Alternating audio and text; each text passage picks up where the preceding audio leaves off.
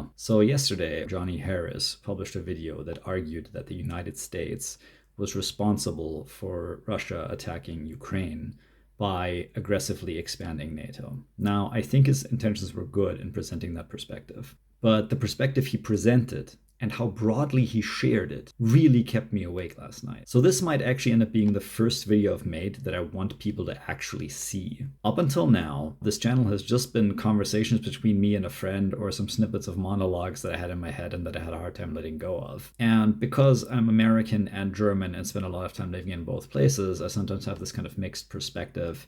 And when I was talking to him, he found it interesting and he encouraged me to publish this kind of thing every once in a while. But this time, I was really worried about the things that Johnny said to millions of people. I'm glad he said it because he actually did a good job summarizing this perspective that's been kind of circulating on the internet for the last couple of years and bringing it to light, because that allows us to actually discuss it in more detail. But it still genuinely kept me awake at night that it was shared with so many people and with so little context. And I felt that it really had to be broken down at a very fundamental level into its individual arguments. Now, I know Johnny had a segment at the end of his video to kind of walk back the point that he'd been making about how the United States was provoking Russia by aggressively expanding NATO, and that he called out that it still doesn't justify invading Ukraine. But I don't think that that part came close to fixing the problems with the rest of the message. So, trying to be fair, I think here are the points that Johnny's video was trying to make. That NATO expansion was a betrayal of Russia. That the US pushed NATO to Russia's borders, threatening them. That Russia really wanted peace and gave up a lot for it, but the US took advantage of them. That NATO expansion made ordinary Russians feel threatened and led to a rise in militant nationalism, similarly to how the Treaty of Versailles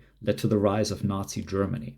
There's a lot wrong with this, and we really have to break it down piece by piece. First of all, NATO's purpose actually changed a lot after the fall of the Soviet Union, because it wasn't just about countering Russia anymore. Just like it hadn't been about countering Russia when it was first established. The first purpose of NATO had been to keep the NATO countries from attacking each other and preventing another war in Europe. And this had worked fantastically well. European countries hadn't been at war with each other since World War II, for the longest period of uninterrupted peace that Europe had ever seen in its entire history. So when the Soviet Union ended, NATO's remaining purpose was that guarantee of stability amongst NATO countries. Also, without the Soviet Union in play anymore, there was no such stabilizing force amongst the former Soviet countries. So now there were a lot of tensions amongst some of these countries, including a brutal ethnic war in former Yugoslavia that lasted for 10 years and killed 100,000 people, mostly civilians, and included some absolutely horrific war crimes. And some of those regions eventually started applying to join NATO. And that brings me to the next point. The US doesn't just expand NATO, even if politicians might have framed it that way sometimes in order to sell it to voters.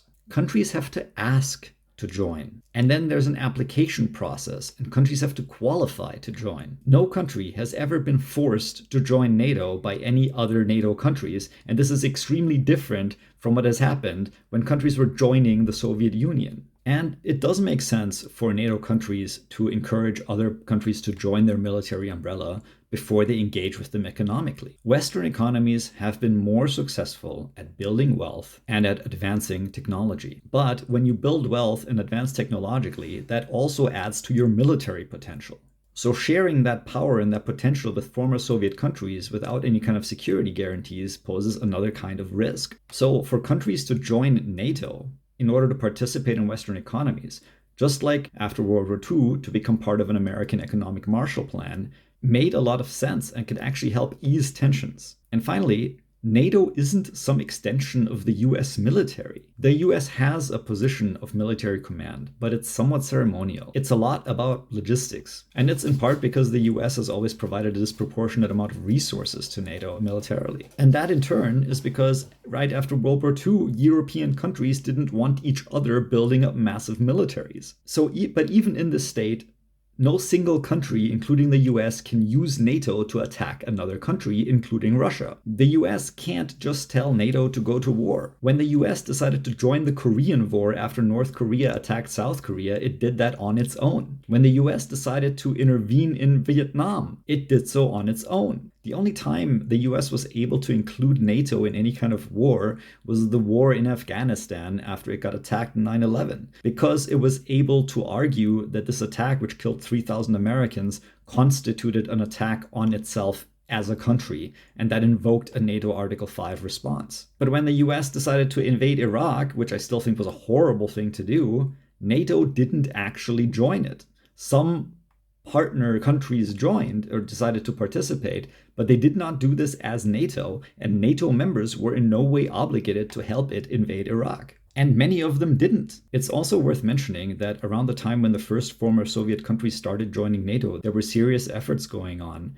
for Russia to also join NATO, or to establish some kind of military umbrella that would make Russia happy. Initially, the talks to join NATO failed because Russia wanted to also have part of a rotating military command of NATO, which so far had always been held by the US.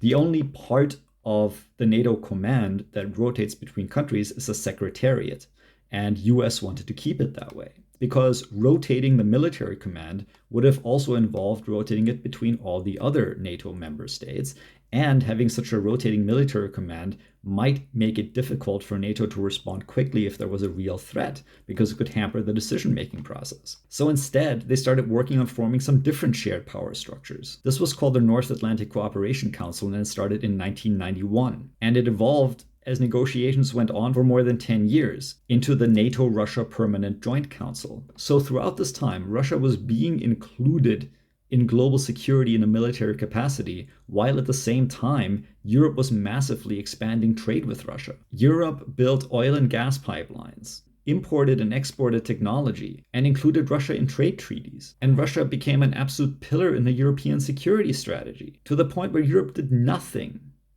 when Russia suppressed its Chechen minority starting in 1999, poisoned a presidential candidate of Ukraine, Viktor Yushchenko, in 2004, went to war with Georgia in 2008, invaded Crimea and parts of Ukraine in 2014, and continued to sponsor border warfare with Ukraine right up until its full invasion in 2022. And it also supported the most likely rigged re-election of Alexander Lukashenko in Belarus in 2020. None of that made Europe actually give up on collaborating with Russia and establishing a long-lasting peace with Russia, until it finally decided to go on a full-on war of conquest against Ukraine. And if you watch some of my other videos, you'll see that I explain why I think that move was much more over Ukrainian mineral deposits than over some sense of feeling insulted or threatened. Okay, I hope this all makes sense. I don't have a bunch of sources to link to right now. This is just my reaction to Johnny's video. But I honestly think he really only had one source too, which is that one interview he kept going back to.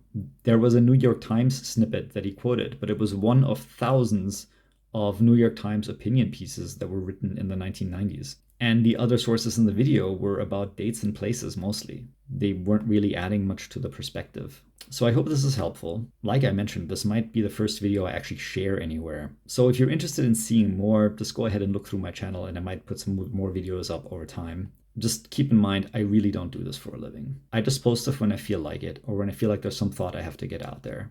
And I have no time or budget to do this with any kind of high production value. So aside from that, I hope you liked it, and I hope you enjoy the rest of your day.